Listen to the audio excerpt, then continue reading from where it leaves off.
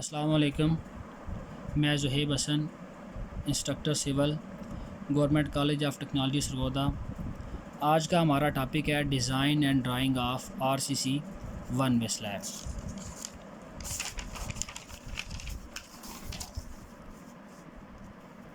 सबसे पहले हम बात कर लेते हैं किसी भी आरसीसी स्ट्रक्चर के डिज़ाइन से क्या मुराद है। तो बेसिकली आरसीसी स्ट्रक्चर का डिज़ाइन हमें दो तरह की इंफॉर्मेशन प्रोवाइड करता है, क्रॉस सेक्शनल डायमेंशंस और नंबर 2 है रीइंफोर्समेंट डिटेल।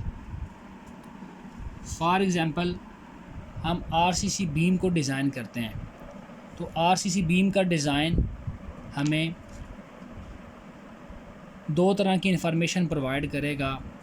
नंबर 1 होंगी रीइंफोर्समेंट डिटेल। बीम में रीइंफोर्समेंट डिटेल क्या होंगी? नंबर ऑफ़ बार्स, कि कितनी तादाद में हमने स्टील बार इस्तेमाल करनी है, और क्रॉस सेक्शनल डायमेंशन में बीम की जो इंफॉर्मेशन डिज़ाइन हमें देगा कि बीम की ब्रेथ कितनी रखनी है और हाइट कितनी रखनी है।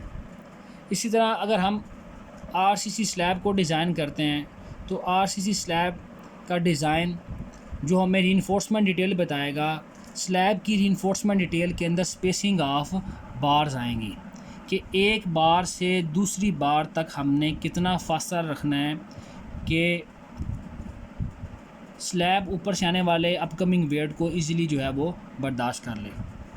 और जो स्लैब की क्रॉस सेक्शनल डायमेंशंस होंगी, उसमें जो डिज़ाइन हमें इंफॉर्मेशन प्रोवाइड करेगा वो होगी थिकनेस ऑफ स्लैब, के स्लैब की हमने मोटाई या ऊंचाई कितनी रखनी है। नेक्स्ट है कि स्लैब हम किसको कहते हैं? A thin structural member which is use to cover the beams column और वॉल ऑफ अ बिल्डिंग।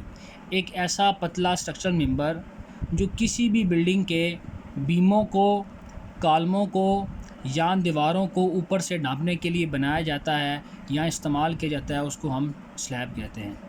या दूसरा हम इस स्लैब को इस तरीके से डिफ़ाइन कर सकते हैं, a horizontal structure member which is used as floors and roof of a building. एक ऐसा हॉरिजॉन्टल स्ट्रक्चर मेंबर जो किसी भी बिल्डिंग के छत के तौर पे या फर्श के तौर पे इस्तेमाल हो जाए या हो सकता है, उस कंपोनेंट को, उस स्ट्रक्चरल मेंबर को हम स्लैब कहते हैं। ये स्लैब की कुछ स्केचेस हैं, ड्राइंग्स हैं। सबसे पहले ये जो टॉप पे है, ये स्लैब का आइसोमेट्रिक व्यू है जिसके अंदर स्लैब और उसके अंडरनीथ जो सपोर्ट्स हैं उसके बारे में जो है वो दिखाया गया है। ये नंबर 2 जो है, ये स्लैब का प्लान है। स्लैब के प्लान के अंदर स्लैब का लॉन्गर स्पैन और शार्टर स्पैन जो है वो ज़ाहिर किया गया है। जो तीसरी ड्राइंग है, ये स्लैब का, ये भी स्लैब का प्लान ही है, लेकिन ये जो प्लान है इसके अंदर स्लैब की रीइंफोर्समेंट डिटेल जो है वो प्रोवाइड की गई है या दिखाई गई है। तो स्लैब के जो प्लान के अंदर स्टील बार किस तरीके से प्लेस की जाती हैं कि जो शॉर्टर स्पैन होता है उसको हम LX से डिनोट करते हैं और लॉन्गर स्पैन को LY से डिनोट करते हैं। तो शॉर्टर स्पैन के पैरेलल जो बार्स आएंगी इनको हम मेन बार कहेंगे, और इसी तरह जो लॉन्गर स्पैन होगा उसके पैरेलल ये जो ब्लू लाइंस नज़र आ रही हैं ये डिस्ट्रीब्यूशन बार हैं। तो एक बार के सेंटर से लेके दूसरी बार के सेंटर तक ये जो फासला होगा इसको हम स्पेसिंग ऑफ बार कहेंगे। और लास्ट पे ये जो ड्राइंग है दिखाई गई है, ये स्लैब का क्रॉस सेक्शन है। इसके अंदर जो है मैक्सिमम डिटेल जो है वो स्लैब की जो है वो ज़ाहिर की गई है। तो स्लैब का डिज़ाइन हमें जो इन्फॉर्मेशन प्रोवाइड करेगा उसमें क्या होगा कि एक तो हमें ये क्रॉस सेक्शन की डायमेंशन बताएगा कि स्लैब की ब्रेथ और स्लैब की हाइट हमने कितनी रखनी है। स्लैब की जो ब्रेथ है, स्लैब को हम यूनिट लेंथ के लिहाज से या यूनिट एरिया के लिहाज से डिज़ाइन करते हैं। जो है स्लैब की लेंथ भी हम एक मीटर लेते हैं या 1 फीट लेते हैं, और ब्रेथ भी जो है वो 1 फीट या 1 मीटर लेते हैं। जो मेन जो टास्क है या जो मेन गोल है डिज़ाइन का, कि डिज़ाइन स्लैब का डिज़ाइन हमें क्या बताता है कि ये जो स्लैब की हाइट है जिसको हम थिकनेस ऑफ स्लैब कहते हैं, डिज़ाइन की मदद से हम ये मालूम करते हैं कि स्लैब की हमने मोटाई कितनी रखनी है। और दूसरा डिज़ाइन जो हमें इंफॉर्मेशन प्रोवाइड करता है स्लैब की, वो क्या होगा कि ये जो रेड लाइंस आपको नज़र आ रही हैं, रेड जो है आपको डॉट्स नज़र आ रहे हैं, बेसिकली ये बार्स हैं। मेन बार्स हैं। तो डिज़ाइन ऑफ स्लैब हमें क्या बताएगा कि एक मेन बार के सेंटर से दूसरी मेन बार के सेंटर तक, जिसको हम स्पेसिंग ऑफ बार्स कहते हैं, कि ये हमने लोड के हिसाब से बार्स के दरमियान सेंटर टू सेंटर कितना फासला रखना है। नेक्स्ट है कि स्लैब की टाइप्स कितनी हैं। स्लैब को हम दो तरीक़ा से क्लासिफाई करते हैं, अकॉर्डिंग टू सपोर्ट और अकॉर्डिंग टू डिज़ाइन। सपोर्ट के लिहाज से स्लैब की दो इकसाम हैं, फ्लैट सपोर्टेड स्लैब और edge supported slab. Flat supported slab एक ऐसी स्लैब होती है, if RCC slab transfer the self and upcoming weight to the underneath column और वॉल्स।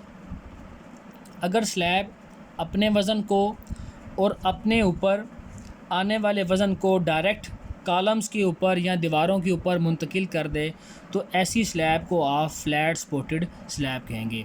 नॉर्मली इस तरह की जो स्लैब है वो गराजेस के अंदर बनाई जाती हैं। दूसरी जो सपोर्ट के लिहाज से स्लैब की टाइप है वो है edge supported slab. Edge supported slab कैसी स्लैब होती है, if RCC slab transfer the self and upcoming weight to the column और वॉल थ्रू बीम्स, कि अगर आरसीसी स्लैब अपने वज़न को और अपने ऊपर आने वाले वज़न को बीम्स की मदद से कॉलमों के ऊपर या दीवारों के ऊपर ट्रांसफ़र करे तो ऐसी स्लैब को आप एज सपोर्टेड स्लैब कहेंगे। फ्लैट सपोर्टेड में और एज सपोर्टेड स्लैब में क्या फ़र्क है कि फ्लैट सपोर्टेड स्लैब के अंदर स्लैब तमाम लोड्स को डायरेक्ट कॉलम के ऊपर ट्रांसफ़र कर देती है या दीवारों के ऊपर, जबकि एज सपोर्टेड स्लैब में क्या होता है कि स्लैब बजाय डायरेक्ट कॉलम या दीवार के ऊपर वज़न ट्रांसफ़र करे, स्लैब बीम्स के थ्रू जो अपकमिंग वेट और सेल्फ वेट को जो है वो बीम्स के थ्रू कॉलमों और दीवारों के ऊपर वो मुंतकिल कर देती है।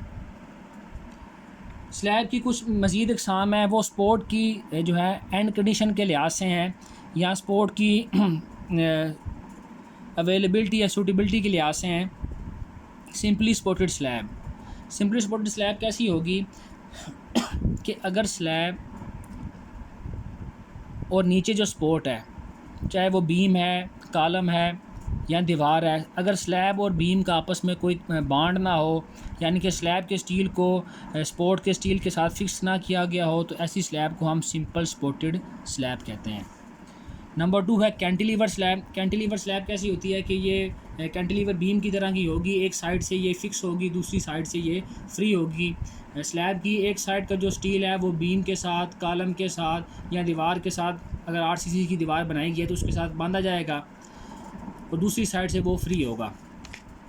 तो कैंटिलीवर स्लैब की जो एग्जांपल है या इसकी जो मिसाल है वो ये है कि जो सन शेड बनाए जाते हैं या जो जिसको आप शटर कहते हैं, अगर आरसीसी का शटर बनाएंगे उसको जो है उर्फ़े आम में छज्जा कहते हैं, अगर आपने आरसीसी का बनाना है तो वो कैंटिलीवर स्लैब टाइप होगा, एक साइड से फिक्स होगा और दूसरी साइड से फ्री होगा। नंबर 3 है फिक्स स्लैब। फिक्स स्लैब कैसी होगी कि उसके स्लैब के दोनों एंड्स जो हैं, दोनों सिरे राइट साइड से भी और लेफ़्ट साइड से भी वो सपोर्ट के स्टील के साथ उनको बांधा जाएगा। ऐसी स्लैब को आप फिक्स स्लैब कहते हैं। और लास्ट पे है कंटिन्यूस स्लैब। अगर आपने पूरी बिल्डिंग के लिए स्लैब बनानी है या आप इसको इस तरह से समझ लें या इस तरह से आप इसको याद रख सकते हैं कि अगर स्लैब के नीचे जो सपोर्ट्स हैं उनकी तादाद 2 से ज़्यादा हो तो फिर जो आप स्लैब डिज़ाइन करेंगे वो स्लैब कौन सी होगी, कंटिन्यूस स्लैब होगी। नेक्स्ट है types of slab according to design. Design के लिहाज से हम स्लैब को 2 हिस्सों में तकसीम करते हैं या 2 तरह की डिज़ाइन के लिहाज से स्लैब की इकसाम है, 1 वे स्लैब और 2 वे स्लैब। 1 वे स्लैब और 2 वे स्लैब। इस टाइप को समझने के लिए आप स्लैब के जो प्लान को देखेंगे।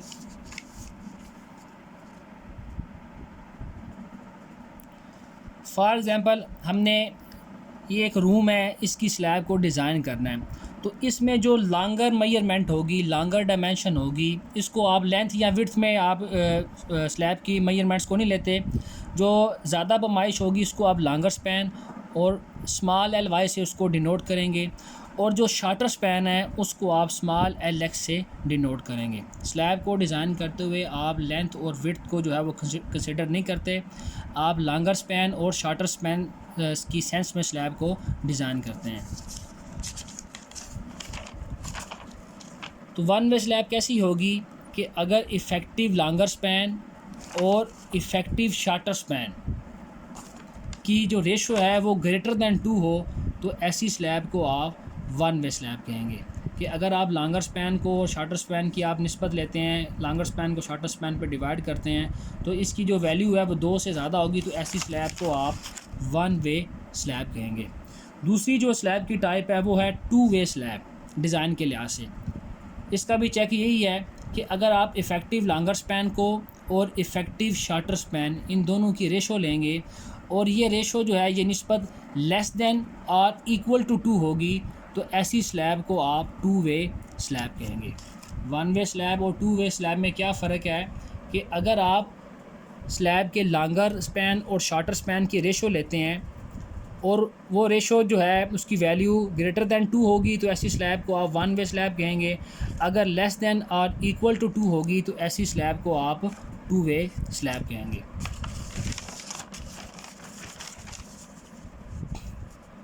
नेक्स्ट है कि design steps for RCC one way slab. तो जो आज का हमारा टॉपिक था वो भी वन वे स्लैब के रिलेटेड ही है।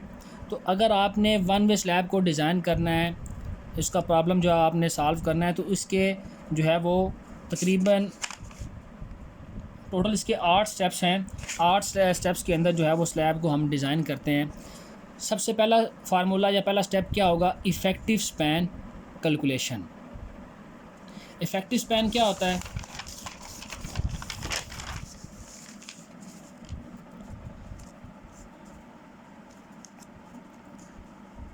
अगर आप स्लैब के इनर फेस से लेकर इन जो दोनों उसके स्लैब के, या आप ऐसे कह लेंगे एक कमरा है, कमरे की जो इंटरनल पैमाइशें होंगी, जो ज़्यादा लंबी इंटरनल पैमाइश होगी वो क्लियर लॉन्गर स्पैन कराएगी, जो छोटी पैमाइश होगी अंदर से रूम की या बिल्डिंग की वो क्लियर शार्टर स्पैन कहलाएगी।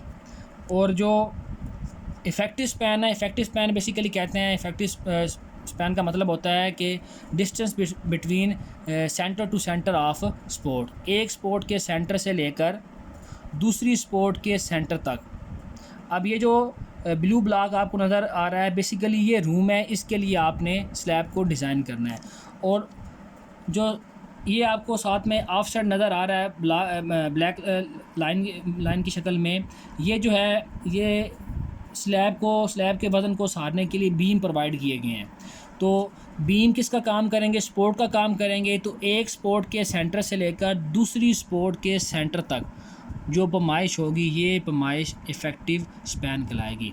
तो अगर आप इफ़ेक्टिव लॉन्गर स्पैन निकालेंगे तो वो क्या होगा कि एक स्पोर्ट के सेंटर से लेकर दूसरी स्पोर्ट के सेंटर तक जो लंबी पैमाइश होगी, जो लॉन्गर पैमाइश होगी, डायमेंशन होगी, उसको आप इफ़ेक्टिव लॉन्गर स्पैन कहेंगे। और इसी तरह जो शार्टर स्पैन की डायरेक्शन में स्पोर्ट के सेंटर से लेकर दूसरी स्पोर्ट के सेंटर तक जो पैमाइश होगी उसको आप इफ़ेक्टिव शार्टर स्पैन कहेंगे। तो अगर आपने स्लैब को डिज़ाइन करना है तो सबसे पहले आप स्लैब का इफ़ेक्टिव स्पैन निकालेंगे, क्योंकि हम स्लैब को क्लियर स्पैन के ऊपर डिज़ाइन नहीं कर सकते। अगर आप क्लियर स्पैन के ऊपर स्लैब को डिज़ाइन करेंगे तो स्लैब वज़न को स्पोर्ट्स के ऊपर कैसे ट्रांसफ़र करेगी। तो सबसे पहला काम क्या होगा, हमने इफ़ेक्टिव स्पैन निकालना है। इफ़ेक्टिव स्पैन निकालने का फार्मूला क्या होगा, effective span is equal to small L Y is equal to clear span plus half sides bearing. आपने क्या करना है कि क्लियर लॉन्गर स्पैन के अंदर दोनों तरफ जो सहारे हैं, सहारे जो है बीम स्लैब के लिए दीवार भी हो सकती है और बीम भी हो सकते हैं। तो आपने क्या करना है, अगर आपने स्लैब को दीवारों की मदद से सहारना है उसके वज़न को, तो आप क्या करेंगे, इफ़ेक्टिव लॉन्गर स्पैन निकालने के लिए क्लियर लॉन्गर स्पैन के अंदर हाफ़ थिकनेस ऑफ वाल एक साइड से प्लस कर देंगे और दूसरी साइड से भी आप क्या करेंगे, हाफ़ थिकनेस ऑफ वाल स्लैब के लॉन्गर स्पैन में प्लस कर देंगे। इसी तरह अगर आपने इफ़ेक्टिव शार्टर स्पैन निकालना है तो इसके लिए भी आप क्या करेंगे, क्लियर शार्टर स्पैन के अंदर दोनों साइड से दोनों दो इतराफ़ से आप आधी बेरिंग का मतलब क्या है कि अगर बीम है तो बीम की आधी जो मोटाई है चौड़ाई है वो दोनों तरफ से आपने प्लस कर देनी है, हाफ, और अगर दीवार है तो दीवार की हाफ थिकनेस आपने दोनों साइड से उसके अंदर प्लस कर देनी है। इसके बाद जो दूसरा स्लैब का डिज़ाइन स्टेप होगा वो होगा check for the type of slab. Effective span निकालने के बाद हम ये चेक करेंगे कि जो स्लैब हम डिज़ाइन करने जा रहे हैं वो 1 वे स्लैब है या 2 वे स्लैब है। तो इसका आप चेक कैसे करेंगे, इफ़ेक्टिव लॉन्गर स्पैन और इफ़ेक्टिव शार्टर स्पैन की आप रेशो ले लेंगे, और अगर रेशो 2 से ज़्यादा होगी तो उस स्लैब को आप 1 वे स्लैब कहेंगे। जो थर्ड स्टेप क्या होगा, रफ़ हाइट ऑफ स्लैब या rough depth of slab calculation. तो अगर आपने 1 वे स्लैब को डिज़ाइन करना है, 1 वे स्लैब के अंदर 2 स्पैन होते हैं, लॉन्गर स्पैन और शार्टर स्पैन। 1 वे स्लैब को हमेशा जो है वो शार्टर स्पैन के ऊपर डिज़ाइन किया जाता है। उसके पीछे लॉजिक क्या है कि अगर आप लॉन्गर स्पैन के अंदर डिज़ाइन करेंगे तो लॉन्गर स्पैन में जो स्लैब की मोटाई आएगी, थिकनेस आएगी, वो ज़्यादा होगी, जिस वजह से जो कास्ट है उसके अंदर इजाफा हो जाएगा। और अगर आप उसी स्लैब को शार्टर स्पैन के with respect to shorter span design करते हैं तो स्लैब की जो हाइट है या थिकनेस ऑफ स्लैब जो है वो कम आएगी। तो अगर आपने स्लैब को डिज़ाइन करना है, तीसरा स्टेप क्या होगा, rough depth of slab calculation. Rough depth को आप टोटल हाइट भी कहते हैं, इसको आप एस से डिनोट करते हैं। ये किसके बराबर होगा, effective span by 25, effective span over 25। तो हम 1 वे स्लैब को डिज़ाइन कर रहे हैं, 1 वे स्लैब के अंदर 2 स्पैन होते हैं, लॉन्गर स्पैन और शार्टर स्पैन। तो 1 वे स्लैब के अंदर शार्टर स्पैन को डिज़ाइन किया जाता है। उसकी एक वजह तो ये है कि अगर लॉन्गर स्पैन पर डिज़ाइन करेंगे तो स्लैब की हाइट ज़्यादा आएगी, और दूसरा क्या है, जो लोड की इंटेंसिटी है वो लॉन्गर स्पैन में कम होगी, शार्टर स्पैन में ज़्यादा होगी। तो अगर आप लॉन्गर स्पैन पर डिज़ाइन कर देंगे तो स्लैब जो है शार्टर स्पैन के अगेंस्ट स्लैब जो है वो फेल हो जाएगी। तो 1 वे स्लैब को हमेशा शार्टर स्पैन के ऊपर डिज़ाइन करते हैं। तो अगर स्लैब हमारी है सिंपली सपोर्टेड है तो उसकी आप हाइट कैसे निकालेंगे, h is equal to span by 25। Span आपने कौन सा लेना है, इफ़ेक्टिव शार्टर स्पैन, उसको 25 के ऊपर डिवाइड करेंगे तो यहाँ से हमारे पास स्लैब की टोटल हाइट आ जाएगी, जिसको आप थिकनेस ऑफ वाल भी कहते हैं। अगर स्लैब जो है वो कैंटिलीवर है, एक साइड से स्लैब जो है वो फिक्स है, दूसरी साइड से वो जो है फ्री है, तो उसकी आप हाइट कैसे, उस स्लैब की हाइट ज़्यादा रखनी पड़ेगी क्योंकि उसके नीचे जो है वो सपोर्ट है। तो उसकी हाइट आप कैसे निकालेंगे, स्पैन बाय 12 से।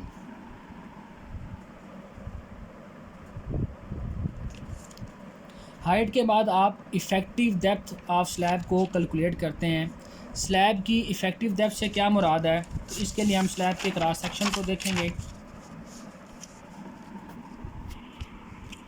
स्लैब के आउटर फेस से लेकर इनर फेस तक, अपर एज से लेकर लोअर एज तक जो हाइट होती है इसको हम टोटल हाइट कहते हैं। स्लैब के अपर फेस या अपर एज से लेकर स्लैब के लोअर फेस तक या लोअर एज तक जो हाइट होती है उसको हम टोटल हाइट या रफ डेप्थ या थिकनेस ऑफ वॉल कहते हैं।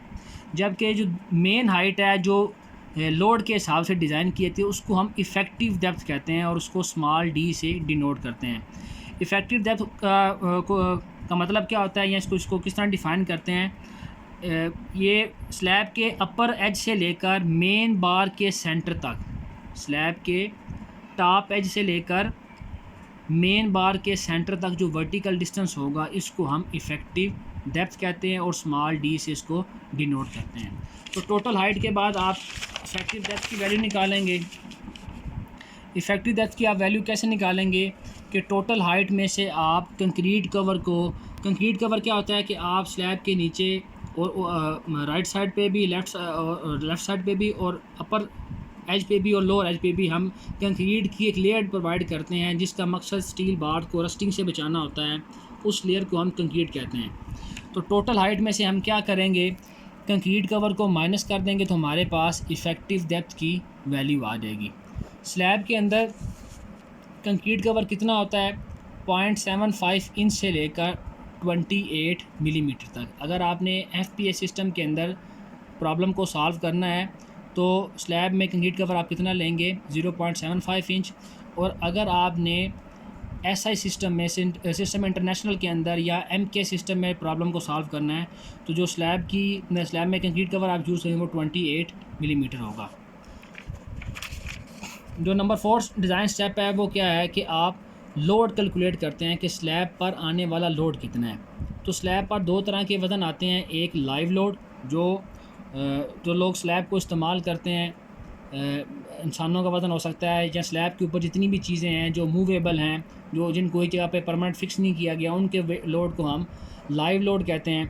तो लाइव लोड जो है वो मुख्तलिफ़ बिल्डिंग के लिए इसकी वैल्यू मुख्तलिफ होती है। अगर आपने जो है स्कूल के लिए बिल्डिंग डिज़ाइन करनी है तो उसके लिए लाइव लोड की वैल्यू 50 पाउंड्स पर स्क्वायर फीट होगी।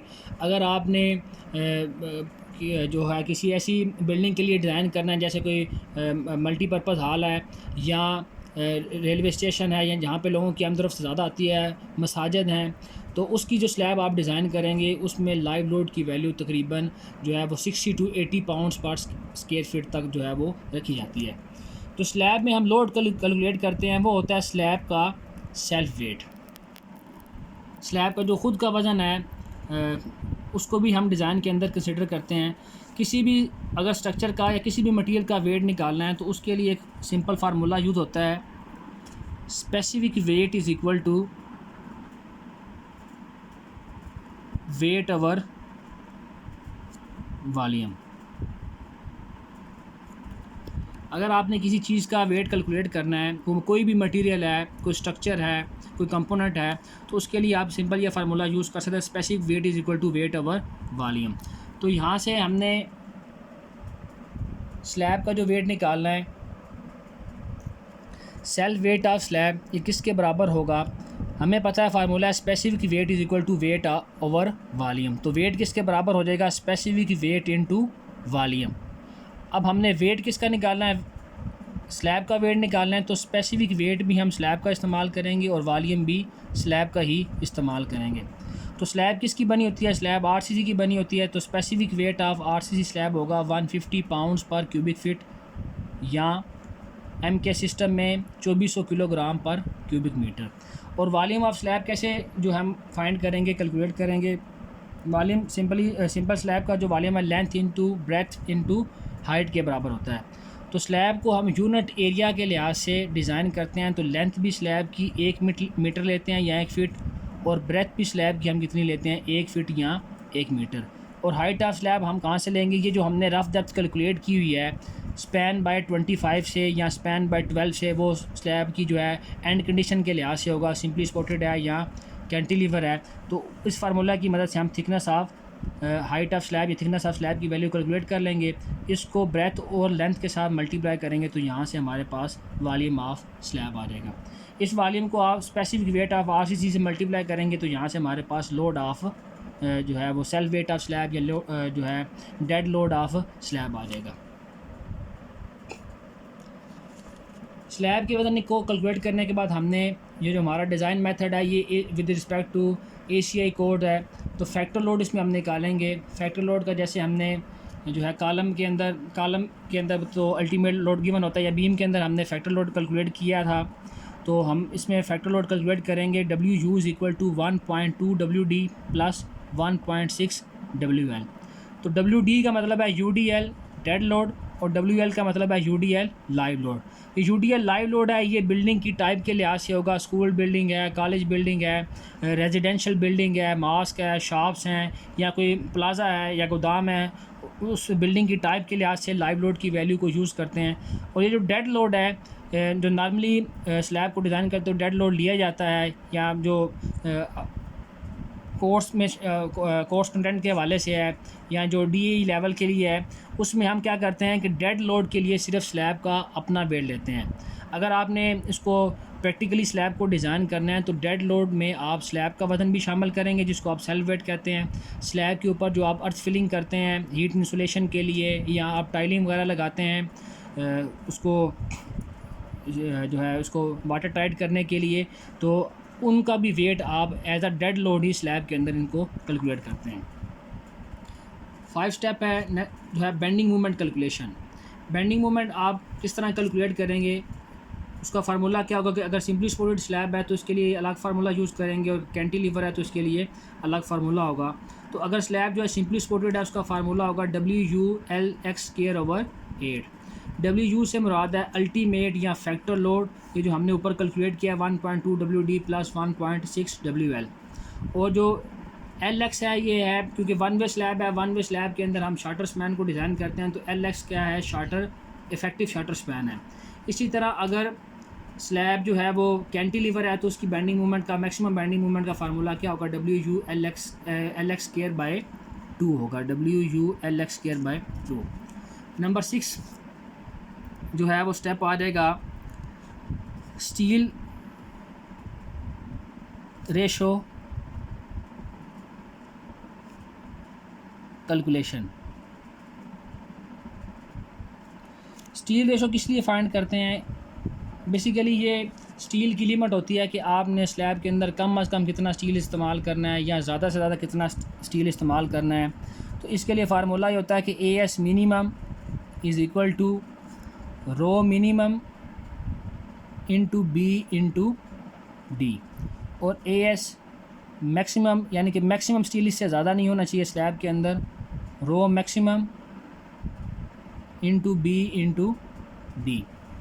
जो स्टील रेशो है ये हमें जो है वो लिमिट प्रोवाइड करता है, या ये स्लैब के डिज़ाइन के ऊपर एक लिमिट लगाता है कि AS मिनिमम से आपने कम स्टील इस्तेमाल नहीं करना और AS मैक्सिमम से ज़्यादा स्टील आपने स्लैब के अंदर प्रोवाइड नहीं करना।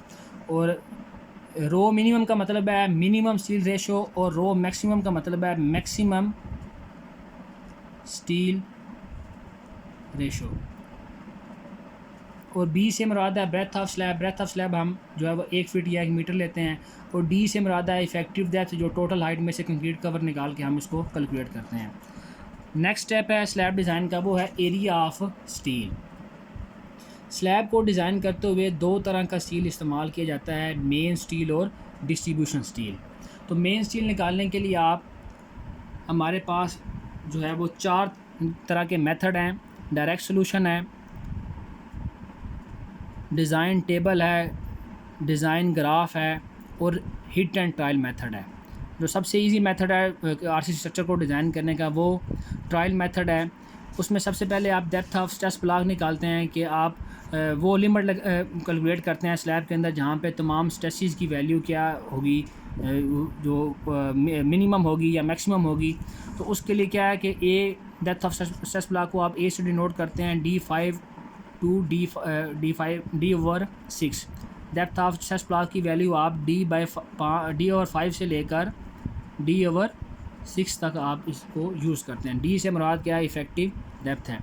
इसके बाद आप एरिया ऑफ स्टील मेन निकालेंगे। इसका फार्मूला क्या होगा, MU/0.9 FY × D - A/2। MU से मुराद है फैक्टर बेंडिंग मोमेंट, जो हमने सपोर्ट कंडीशन के लिहाज से कैलकुलेट की है। 0.9 जो कांस्टेंट है। FY का मतलब है यील्ड स्ट्रेस ऑफ स्टील। अगर 40 ग्रेड का स्टील है तो 40,000 PSI होगी, अगर 60 ग्रेड का स्टील है तो 60,000 PSI होगी। D से मुराद है इफेक्टिव डेप्थ, और A से मुराद क्या होगा, डेप्थ ऑफ स्ट्रेस ब्लॉक, जो हमने ट्रायल बेसिस पे कैलकुलेट की है। ये हिट एंड ट्रायल मेथड है। इसमें आप क्या करते हैं कि हम A और AS की वैल्यू को बार बार कैलकुलेट करते हैं। तो दोबारा हम डेप्थ ऑफ स्ट्रेस बार निकालेंगे, उसका फार्मूला होगा AS main into FY/0.85 FC prime into B। इसके बाद आप दोबारा एरिया ऑफ स्टील की वैल्यू को कैलकुलेट करेंगे। एरिया ऑफ मेन स्टील का फार्मूला क्या होगा, MU/0.9 FY into D - A/2। Slab के अंदर आपने क्या करना है कि A और AS की वैल्यू को एटलीस्ट जो है वो 3 दफ़ा हमने इसको रिपीट करना है। स्लैब के अंदर 2 तरह का स्टील आता है, मेन स्टील और डिस्ट्रीब्यूशन स्टील। मेन स्टील क्या होता है कि जो शार्टर स्पैन के पैरेलल आता है, और डिस्ट्रीब्यूशन स्टील क्या होता है, वो लॉन्गर स्पैन के पैरेलल आता है। जो मेन स्टील है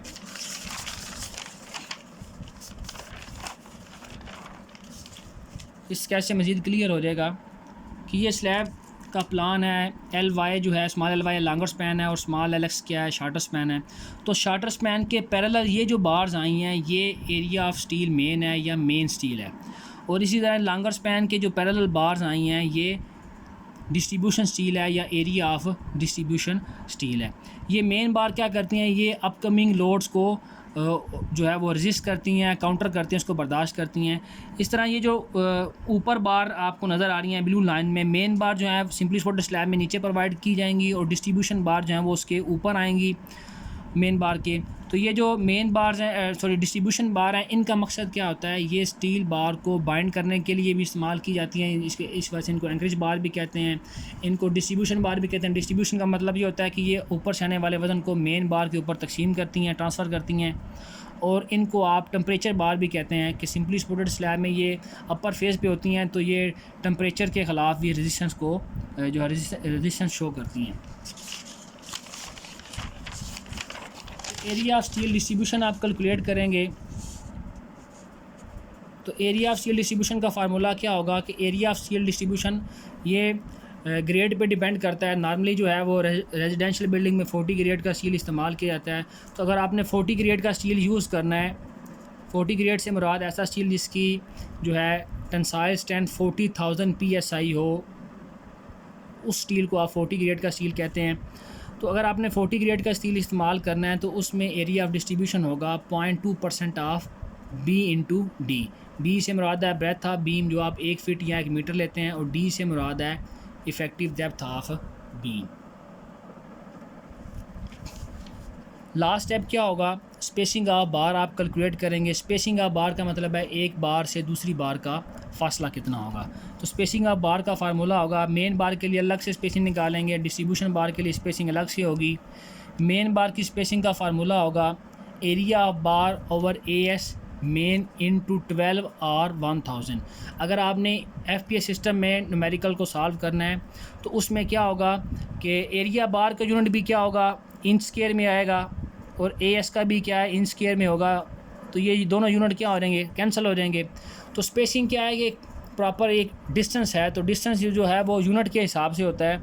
तो बार्स की स्पेसिंग FPS सिस्टम में इंचज़ में आएगी, तो इंचज़ में करने के लिए आप 12 से मल्टीप्लाई करेंगे, और मिली ऐसे सिस्टम में आप जो बार की स्पेसिंग है वो मिलीमीटर्स के अंदर होती है, तो मिलीमीटर में स्पेसिंग को करने के लिए आप 1000 से मल्टीप्लाई करेंगे।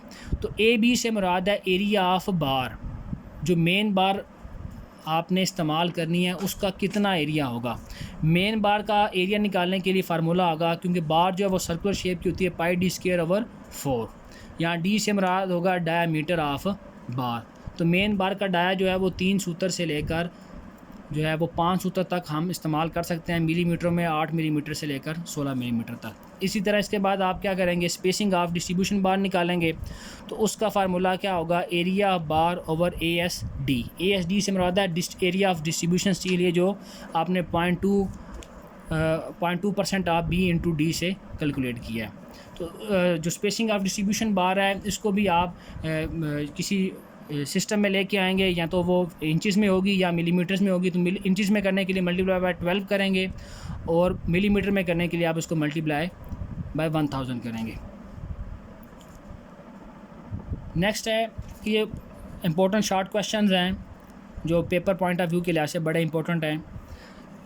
डायामीटर ऑफ मेन बार, कि मेन बार जो आप स्लैब के अंदर इस्तेमाल करते हैं, ये MCQs में भी और शॉर्ट क्वेश्चन में भी जो है वो एनुअल पेपर में रिपीट होते रहते हैं कि डायामीटर ऑफ मेन बार आप कितना लेते हैं। मेन बार का डाया 3 सूत्र से लेकर 5 सूत्र तक इस्तेमाल किया जा सकता है। 3 सूत्र भी हो सकता है, मिनिमम 3 सूत्र और मैक्सिमम 5 सूत्र। ये रेजिडेंशियल बिल्डिंग के लिए है। और मिलीमीटर में कितना होगा, 8 मिलीमीटर से लेकर 16 मिलीमीटर तक। इसी तरह जो डायामीटर ऑफ डिस्ट्रीब्यूशन बार है वो कितना होगा, मिनिमम 2 सूत्र होगा 2/8 इंच से लेकर, और मैक्सिमम कितना होगा 3 सूत्र तक 3/8 इंच तक हो सकता है। और मिलीमीटर में 6 मिलीमीटर से लेकर 8 मिलीमीटर तक आप डाया ऑफ डिस्ट्रीब्यूशन बार रख सकते हैं। इसके अलावा और शॉर्ट क्वेश्चन क्या हो सकता है कि आप एरिया बार कैसे निकालते हैं। एरिया बार का फार्मूला क्या होगा, πd²/4। नेक्स्ट ये है कि मैक्सिमम स्पेसिंग ऑफ मेन बार, जो मेन बार है इसकी ज़्यादा से ज़्यादा कितनी स्पेसिंग आप रख सकते हैं। तो मैक्सिमम तो जो स्पेसिंग ऑफ बार है वो 18 इंच तक आप रख सकते हैं, 45 सेंटीमीटर। 18 इंच से ज़्यादा स्पेसिंग आप नहीं रख सकते। अगर 18 इंच से ज़्यादा रखेंगे तो फिर स्टील इस्तेमाल करने का जो मकसद है, जो लोड को हमने बियर करना है, रजिस्ट करना है स्टील बार की मदद से, वो मकसद हम जो है वो अचीव नहीं कर सकेंगे पर्पज़ अपना। तो मैक्सिमम स्पेसिंग ऑफ मेन बार कितनी होगी, 3 टाइम्स ऑफ इफ़ेक्टिव डेप्थ। और डिस्ट्रीब्यूशन बार की मैक्सिमम स्पेसिंग कितनी होगी, 5 टाइम्स ऑफ इफ़ेक्टिव डेप्थ। या इस तरह आप इससे याद रख लें कि मेन बार की स्पेसिंग या डिस्ट्रीब्यूशन बार की स्पेसिंग मैक्सिमम जो है वो 18 इंच तक आप इस्तेमाल कर सकते हैं।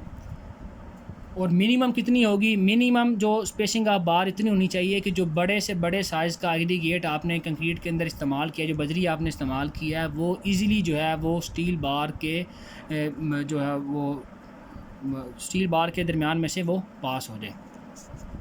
नेक्स्ट है height of slab in one way slab.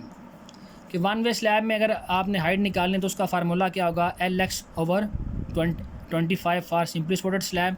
और अगर कैंटिलीवर है तो LX/12। LX से मुराद है effective shorter span. Effective depth of slab से क्या मुराद है, स्लैब के ऊपर वाले किनारे से लेकर मेन बार के सेंटर तक जो गहराई होती है, जो डेप्थ होती है, उसको हम इफ़ेक्टिव डेप्थ कहते हैं। और D की मदद से हम इसको डिनोट करते हैं। इसको कैलकुलेट कैसे करते हैं, टोटल हाइट में से हम कंक्रीट कवर को माइनस कर देते हैं। नेक्स्ट ये है कि स्लैब के अंदर कंक्रीट कवर कितना आता है, 0.75 इंच से लेकर 28 मिलीमीटर। उसके अलावा शॉर्ट क्वेश्चन, एक बड़ा अहम शॉर्ट क्वेश्चन है कि specific weight of RCC slab. RCC slab जो है उसका स्पेसिफिक वेट कितना होता है, MK सिस्टम में लिखें या FPS सिस्टम में। तो MK सिस्टम में स्पेसिफिक वेट ऑफ RCC होता है 2400 किलोग्राम पर क्यूबिक मीटर, और FPS सिस्टम में 150 पाउंड्स पर cubic feet. Self weight of slab कैसे निकालते हैं, तो किसी भी बॉडी का, किसी भी मटेरियल का अगर आपने सेल्फ वेट निकालना है तो उसका फार्मूला होगा specific weight is equal to weight over volume. तो हमने स्लैब का जो है वेट निकालना है तो उसका फार्मूला क्या हो जाएगा, specific weight of slab into volume of slab. Volume of slab आप कैसे निकालते हैं, length into width into thickness of slab. Thickness of slab कैसे आएगी, स्पैन बाय 25 से या स्पैन बाय 12 से आएगी। अगर कैंटिलीवर है तो स्पैन बाय 12, और अगर सिंपली सपोर्टेड है तो स्पैन बाय 25। और ब्रेथ स्लैब की कितनी लेते हैं, 1 फीट या 1 मीटर। लेंथ भी कितनी लेते हैं, 1 फीट या 1 मीटर। लास्ट जो शॉर्ट क्वेश्चन है, इंपॉर्टेंट क्वेश्चन है कि आपको कैसे पता चलेगा कि स्लैब 1 वे है या 2 वे है। तो उसका चेक आप कैसे करते हैं, इफ़ेक्टिव लॉन्गर स्पैन और इफ़ेक्टिव शॉर्टर स्पैन की आप रेशो ले लेते हैं। अगर ये रेशो ग्रेटर दैन 2 हो तो ऐसी स्लैब को आप 2 वे स्लैब कहेंगे, और अगर ये लेस दैन 2 हो तो ऐसी स्लैब को आप, यहाँ इक्वल टू 2 हो, लेस दैन और इक्वल टू 2 हो, इन दोनों की रेशो जो है, तो ऐसी स्लैब को आप जो है वो 2 वे स्लैब कहेंगे। इंशाल्लाह नेक्स्ट लेक्चर में हम डिज़ाइन ऑफ बीम के बारे में पढ़ेंगे कि बीम को हम किस तरह डिज़ाइन करते हैं, बीम किसको कहते हैं, या बीम की टाइप्स क्या हैं।